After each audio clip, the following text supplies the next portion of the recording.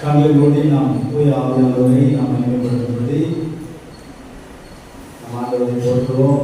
பரிசுத்த ஆவியானவரே, நாளை முழுவதுமாய் இறங்கி வழிநடத்தும்படியாக எல்லா மகிமையும் ஆண்டவராக இயேசுவுக்கு போய் சேரும்படியாக எங்களை ஆண்டவரே வழிநடத்துவதாக உடைய பிரசனம் ஆண்டவரே எங்களை மூடி வழிநடத்தும்படியாக உங்கள் நன்றியோடு துதிக்கிறோம், சோதரிக்கிறோம், உண்மை மகிமைப்படுத்துகிறோம். ஆண்டவரே, தேங்க்யூ ஜீசஸ். ஒப்பு கொடுக்கிறோம் இயேசுவின் நாமத்திற்காகவே.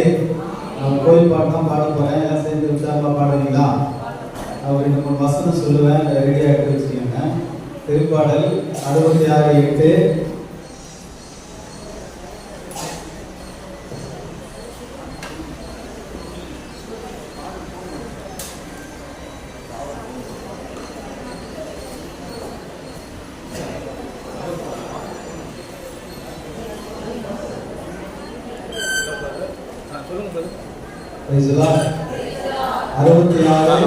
படிக்க வேண்டாம், நான் சொல்லும் போது நீங்க அதை படிங்க. 51:15 திருப்பாடல் 51:15, 66:8 திருப்பாடல். அடுத்தது 81:10. இந்த 3 வசனம் நான் நடுவில் கொஞ்சம் பாடிட்டு நடுவில் உங்களுக்கு நான் சொல்லுவேன். நீங்க டக்குன்னு படிங்க. அப்படி நம்ம ஜெபத்துக்குள்ளே நம்ம கடந்து போவோம். பேசலாம். கோயில் பாடு தான் பாடுறேன், எல்லாம் சேர்ந்து பாடுவீங்களா? பாடுங்கள் ஆண்டவருக்கு புதியது பாடல் பாடுங்கள். அல்லேலூயா அல்லேலூயா அல்லேலூயா அல்லேலூயா அல்லேலூயா அல்லேலூயா அல்லேலூயா அல்லேலூயா அல்லேலூயா. அல்லேலூயா. நம்ம ஆண்டவரை புகழ்ந்து நம் பாடுவதற்காகத்தான் ஆண்டவர் நம்மை தேர்ந்தெடுத்திருக்கிறார். உலகத்தில் எத்தனையோ மக்கள் இருந்தாலும் இஸ்ராயல் மக்களை ஆண்டவர் தேர்ந்தெடுத்தது ஆண்டவருடைய பெயரை புகழ்ந்து அவரை மகிமைப்படுத்த தான் ஆண்டவர் அவரை தேர்ந்து கொண்டார். அதுபோல உங்களையும் என்னையும் ஆண்டவர் தேர்ந்து கொண்டது அவரை மகிமைப்படுத்துவதற்கு தான். திருப்பாடல் 51:15 வாசிக்க பார்க்கலாம் சீக்கிரமா. திருப்பாடல். என் தலைவரே, என் இதழ்களை திறந்தருளும், அப்பொழுது உங்களுடைய பெயரை, என் வாய் உங்களுடைய புகழை. தாவீதுக்கு தெரிந்திருந்தது என்ன? வாயை திறந்து ஆண்டவரை புகழ்ந்து பாடுவதற்கு கூட பரிசுத்த ஆவியானவருடைய துணை நமக்கு தேவையாம். அல்லேலூயா. தாவீது இப்படி ஜெபிக்கிறார் இல்லையா? ஆண்டவரே, என் இதழ்களை திறந்தருளும், அப்பொழுது என் வாய் உங்களுடைய புகழை பறைசாற்றும் அப்படின்னு. அப்போ வாய் ஆண்டவருடைய மகிமையை எடுத்து சொல்வதற்கும் அவரை புகழ்ந்து பாடுவதற்காகத்தான் நமக்கு கொடுக்கப்பட்டிருக்கிறது. சேர்ந்து உற்சாகமா பாடுவோமா? பாடுங்கள் ஆண்டவருக்கு புதியது பாடல் பாடுங்கள். அல்லேலூயா அல்லேலூயா அல்லேலூயா அல்லேலூயா அல்லேலூயா அல்லேலூயா அல்லேலூயா அல்லேலூயா அல்லேலூயா.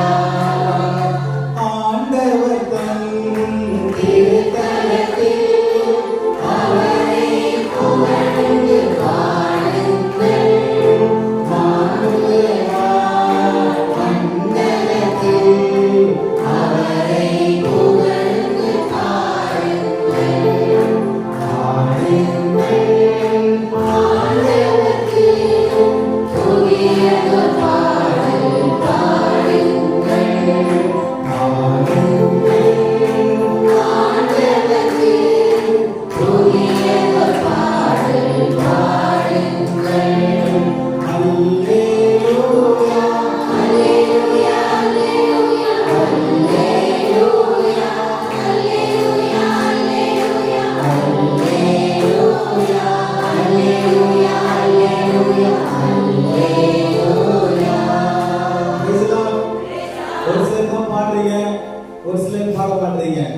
நம்ம ஆண்டவர் அவரை மகிமைப்படுத்துவதற்கு இந்த திருப்பாடல் 81:10 என்ன சொல்லுகிறதுனா, எகிப்திலிருந்து உங்களை அழைத்து வந்த ஆண்டவர் தானே, உன் வாயை அகலமாக்கிற அதை நன்மையினால் நான் நிரப்புவேன் ஆண்டவர் சொல்றேன்.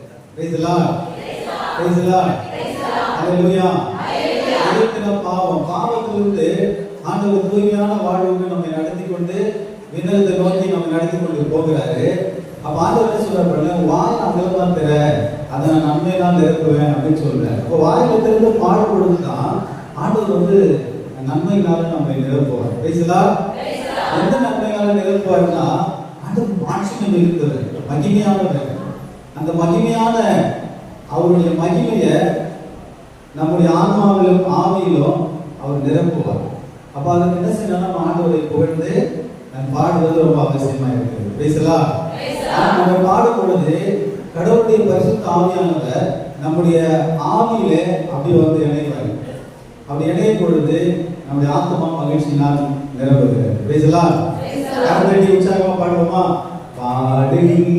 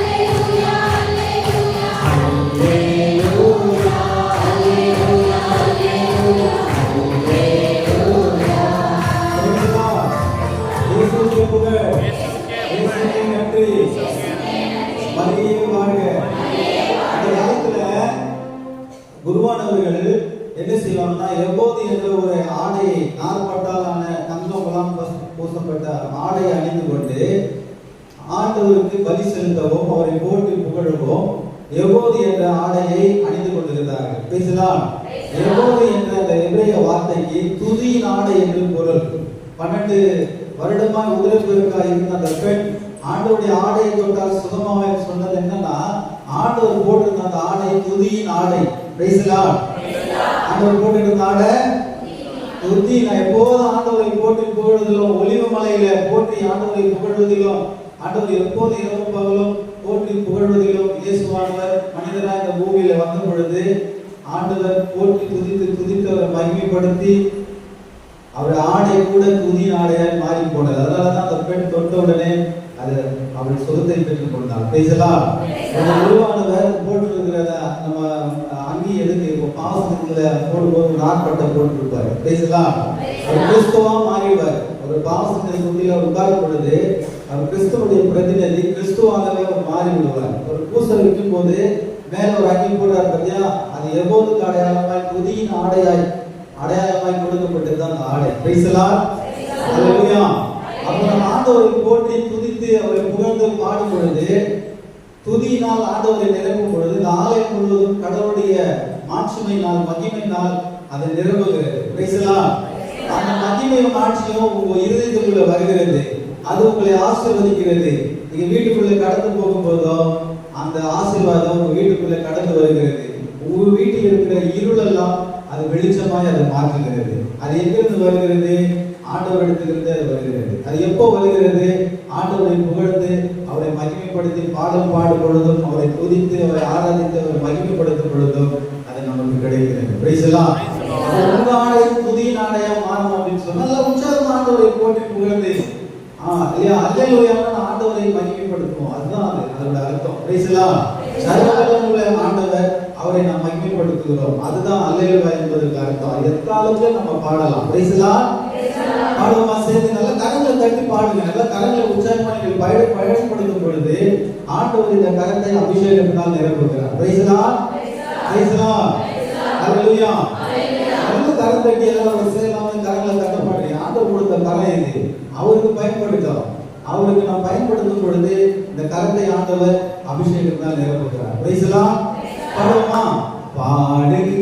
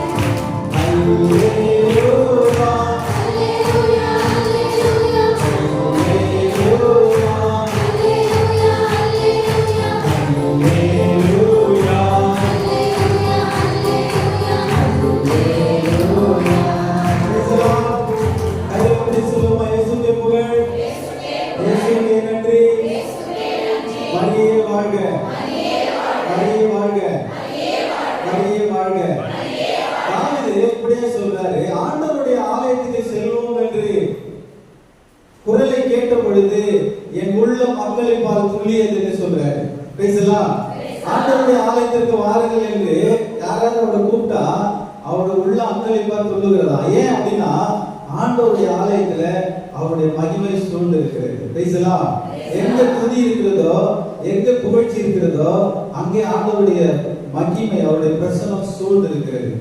நம்முடைய இல்லையா அந்த புதிய உடன்படிக்கை நட்பு இருக்கிறது. அந்த நட்புகளில் நம்முடைய நம்பிக்கை என்ன? 24 மணி நேரமும் ஆண்டவருடைய அவருடைய பிரசனம் அந்த நட்புகளில் இருந்து கொண்டே இருக்கிறது. பேசலாம் இல்லையா? அந்த அந்த அந்த பிரசனத்துக்கு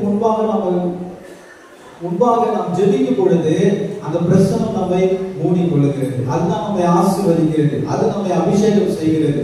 நம்முடைய நோய்களை நீக்கி நம்முடைய அப்பத்தையும் தண்ணீரையும் அது ஆசீர்வதிக்க செய்கிறது. பேசலாம் இல்லையா? சாலமோன் தேவாலயத்தை கட்டி ஆண்டவருடைய உடன்படிக்கை பெட்டி கொஞ்சம் மண்ணா ஒரு 10 கட்டளை இருந்தது இல்லையா? ஆரோனுடைய துளித்த கோல் அந்த வச்சு அவர் ஜெபிக்கும் பொழுது ஆண்டவர் ஒரு வாக்கு கொடுக்கிறார். இந்த ஸ்தலத்துல இருந்து ஜெபிக்கிற ஜெபத்திற்கு நான் பதில் தருவேன், அவருடைய குற்றங்களை பண்ணிட்டு அவருடைய அப்பத்தின் தண்ணீரையும் ஆசீர்வதிப்பேன், அவர் நோய்களை நீக்குவேன் அப்படின்னு சொல்லி ஆண்டவர் என்ன செய்யற? சாலமோன் கேட்ட அந்த ஜெபத்திற்கு ஒரு வாக்குறுதி கொடுக்குறாங்க. ஆலயம் என்பது ஆண்டவருடைய மகிமை சூழ்ந்திருக்கிற ஒரு இடம். அதுக்கு ஒரு தனி மகிமை இருக்கிறது. வீட்டுல ஜெபிச்சா கூட ஆண்டவர் கேட்பாரு, ரோட்ல நடந்து போகும்போது ஜெபிச்சாலும் ஆண்டவர் கேட்பாரு, எங்க ஜெபிச்சாலும் குப்பமேட்டில் உட்கார்ந்து ஜெபிச்சாலும் ஆண்டவர் கேட்பாரு.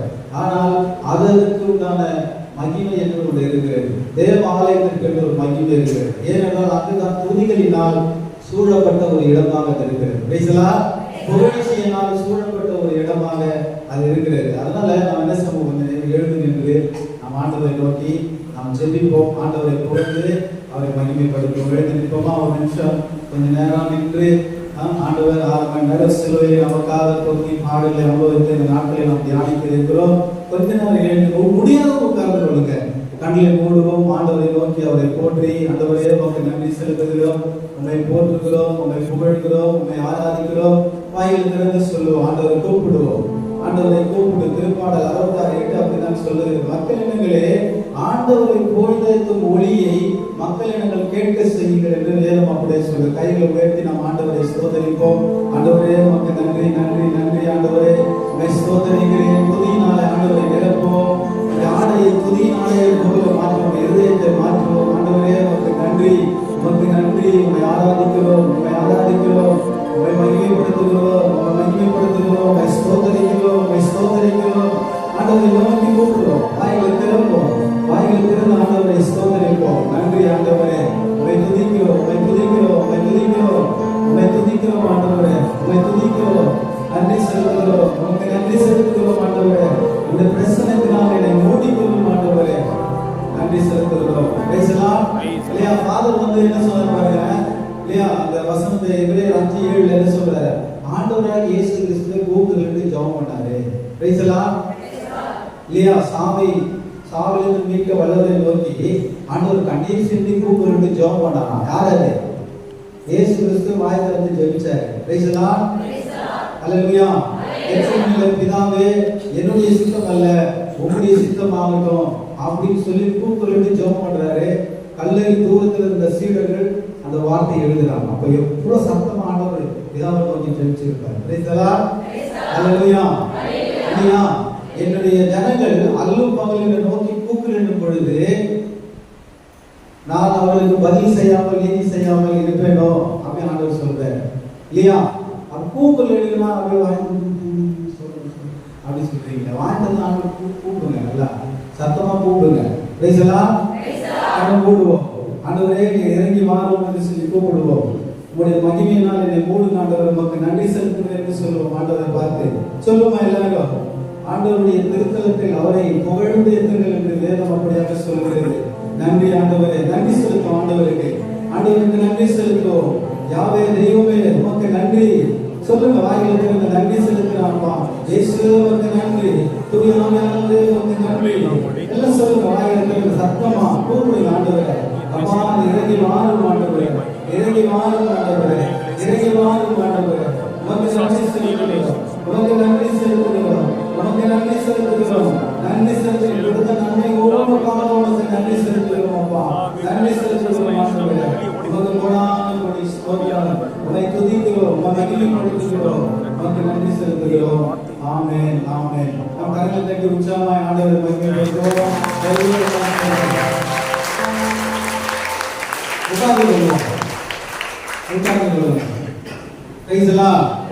நம்ம ஆண்டவரை நாம மாட்சிப்படுத்தி மகிமைப்படுத்தணும். ஏனென்றால் அவர் எல்லா மகிமைக்கும் அவர் பார்க்கிறார். நம்ம பூசை கூட சொல்லலையா, அவரை போற்றி புகழ்வது தகுதியும் ஏன்னா அவர் போற்றுதலுக்குரிய அவர் கடவுள் மாட்சிமை மிகுந்தவர். நம்முடைய கடவுள் யாரு? அவர் இயேசு கிறிஸ்து. அதுக்கு முன்பாக அவர் எப்படி இருந்தாரு? அவர் யாவே கடவுள். இப்ப எப்படி இருக்கிறாரு? அவர் தூய ஆவியானவராக இருக்கிறார். அந்த மூன்று இறைவன் உங்களுடைய கடவுள் யாருப்பா அப்படின்னு கேட்டா என்னுடைய கடவுள் இயேசு கிறிஸ்து அப்படின்னு நீங்க சொல்லிடுவீங்க. ஏன் கடவுள்னா எப்படி இருக்கணும்? எப்படிப்பட்டவர் அவரு அப்படின்னு பாத்தீங்கன்னா கடவுள் மாட்சிமை நிறைந்தவர். சத்தமா கடவுள் எப்படிப்பட்டவரு? மாட்சிமை நிறைந்தவர், மகிமை நிறைந்தவர். அவர் தான் கடவுள். சும்மா கலர் ட்ரெஸ் போட்டு விதவிதமா நிறைய எனக்கு பளிச்சு தோன்ற ஒரு கடவுள் அல்ல. கடவுள் என்பவர் மகிமையானவர், மாட்சிமை மிகுந்தவர். அப்போ மாட்சிமைனா என்னது, மகிமைனா என்னது அப்படின்னு பாத்தீங்கன்னா அவர் எப்போதும் தூய்மையானவர். எப்போதும் அவர் பரிசுத்தமானவர், அவர் எப்போதும் உயர்ந்தவர், அவர் எப்போதும் அவர் நல்லவர், அவர் எப்போதும் அவர் வல்லவர், அவர் எப்போதும் இரக்கம் உள்ளவர், அவர் எப்போதும் பேரன்புள்ளவர், அவர் எப்போதும் உயர்ந்தவர், உன்னதர், அவர் தொடக்க முடிவில்லாதவர், எங்கும் இருக்கக்கூடியவர், அவர் பேர் இரக்கம் காட்டக்கூடியவர், அவருடைய மக்களை மன்னிக்கக்கூடியவர். அவர் நீதி உள்ளவர், அவர் ஒளியில் வாசம் செய்யக்கூடியவர், துணியில் இருக்கக்கூடியவர். அதுதான் கடவுளின் மாட்சிமை. நம்ம ஆண்டவரை ஜெபிக்கும் போதும் துதிக்கும் போதும் அவர் மாட்சிமையை சொல்லிதான் நம்ம துதிக்கணும். அவர் மகிமையை சொல்லிதான் ஆண்டவரை போற்றணும். அடுத்ததா அவருடைய தன்மை அதுதான். அடுத்ததாக அவர் மகிமையான காரியங்களை செய்யக்கூடியவர். அவர் ஒருவரை தான் பூமியை படைச்சார், வானத்தை படைச்சார், நட்சத்திரங்களை படைச்சார். ஏன் மண்ணில் இருந்து உண்டாக்கினவர் அவர் தான். அதுதான் அவரோட மாட்சிமை. அப்ப அதை சொல்லிதான் ஆண்டவரை துதிக்கணும். அவர் பலவிதமான நன்மைகளை இஸ்ரேல் மக்களுக்கு செய்தார். இன்றைய வரையில உங்களுக்கு எனக்கு அதை செய்து கொண்டே இருக்கிறார். அதை நினைச்சு நீங்க துதிச்சீங்கன்னா ஆண்டவருடைய மகிமையை உங்களால என்ன செய்ய முடியும்? உணர்ந்து கொள்ள முடியும். கலந்துக்கிட்டாங்க போய் பாட்டுனா அவங்க பாட்டு பாடுறாங்க, சத்தமா பாடுவீங்களா? நம்ம ஆண்டவர் மகிமைப்படுத்த வந்திருக்கிறோம். ஆண்டவர் நமக்கு என்ன கொடுப்பாரு தெரியுமா? மகிழ்ச்சியை கொடுப்பாரு. ஆண்டவர் நமக்கு என்ன கொடுப்பாரு? நாம் துதிக்கும் போதும் புகழ்ந்து பாடும் பொழுதும் பரலோகத்தில் இருக்கிற அந்த மகிழ்ச்சியை நாம உணர்ந்து கொள்ள முடியும். ஏன்னா பரலோகம் எப்படிப்பட்டது? வான தூதர்கள், புனிதர்கள், அன்னை மரியா எல்லோரும் ஆண்டவரை போற்றி புகழ்ந்து கொண்டே இருக்கிறார்கள். ஏனென்றால் அந்த தேவ பிரசன்னம் சூழ்ந்து இருக்கிறதுனால அவர்கள் சும்மா இருக்க முடியாது. ஆண்டவரை நினைத்து போற்றி புகழ்ந்து மகிழ்ச்சியால அவர்கள் நிறைந்து இருப்பார்கள். இப்ப என்ன நடக்கும்? நாம ஆண்டவரை போற்றி புகழும் போது அந்த மகிழ்ச்சி நமக்குள்ள வரும். ஏன் அப்படின்னா நம்ம போற்றி புகழ்ந்து ஆண்டவரை பாடும் பொழுது ஆண்டவரும் புனிதர்களும் நம்ம பக்கத்திலே வந்து நின்றுவாங்க. அந்த ஆலயம் ஒரு குட்டி பரலோகமாக மாறிவிடும். கேக்குதா நான் சொல்றது? கேக்குதா?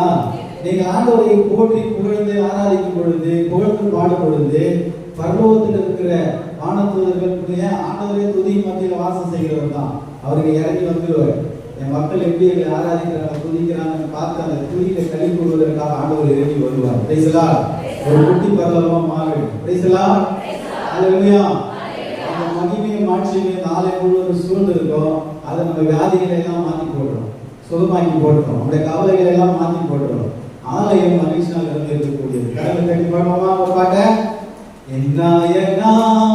Yes.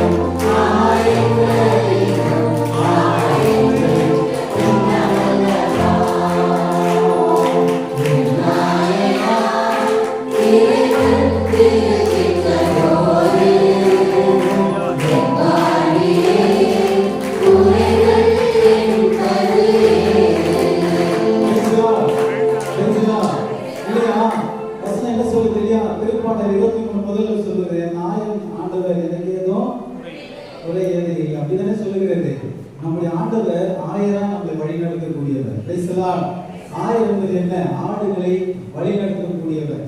அந்த ஆடுகளை அந்த ஆயர் என்ன செய்வாரு? பசும்புல் எங்க இருக்கிறதோ அங்க வழிநடத்துவார். நல்ல சுத்தமான தண்ணி எங்க இருக்கிறதோ அங்கே வழிநடத்தி கொண்டு போவார். அந்த ஆடுகள் எந்த எதிரியோ விலங்குகளோ தாக்காதபடி பட்டியடித்து பாதுகாக்கிறவர் தான் ஆயர். Praise the Lord. ஹல்லேலூயா. நம்முடைய ஆண்டவராகிய இயேசு கிறிஸ்து அப்படிப்பட்டவர் தான். அவர் என்ன சொல்றாருன்னா, நானே நல்ல ஆயர்னு சொல்றார் இல்லையா? யோவான் 10ஆம் அதிகாரம் 10வது வசனங்களில் நீங்கள் பார்க்கும் பொழுது, என் ஆடுகளை நான் அறிந்திருக்கிறேன், அவருடைய குரல்களை நான் அறிந்திருக்கிறேன், என் குரலையும் அவர்கள் அறிந்திருக்கிறார்கள், நான் அவர்களுக்கு முன்பாக செல்வேன், அவர்களும் என்னுடைய பின்பாக அவைகளையும் பின்பாக செல்லும் என்று சொன்னார். Price the Lord. நம்முடைய ஆண்டவர் நம்முடைய ஆயராக இருக்கிறார், நம்மை வழிநடத்தக்கூடியவராக இருக்கிறார். நம்முடைய விரல்களை யுத்தங்களுக்கு பழக்குவிக்கிறவர் அவர்தான். Price the Lord. எந்த சோதனை பிரச்சனை எது வந்தாலும் நம்முடைய விரல்களை வெற்றி பெறும்படி யுத்தத்திற்கு பழக்குகிறவர் அவர்தான். அதனால தான் சொல்றேன், கரங்களை தட்டி ஆண்டவரை மகிமைப்படுத்தும் பொழுது, புகழ்ந்தவரை பாடும் பொழுது இந்த கரத்தில் ஆண்டவர் ஒரு அபிஷேகத்தை வைக்கிறார். எந்த சோதனை பிரச்சனைகள் வந்தாலும் இந்த கரத்தின் மூலமாக நாம் வெற்றியை பெற்றுக் கொள்வோம். பேசலாம், சரி பாடுவோமா? உற்சாகமா? எந்தாயனா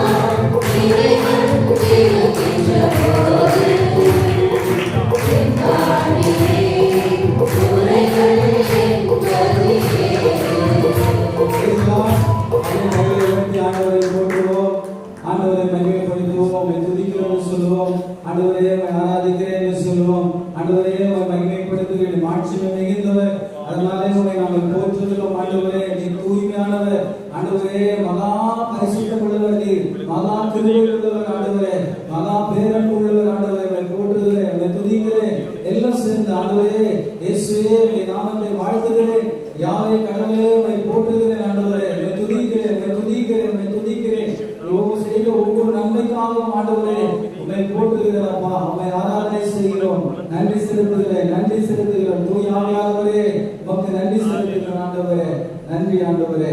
ஆமென். இயேசுவின் நாமத்தில் பிதாவே. ஆமென். Praise the Lord.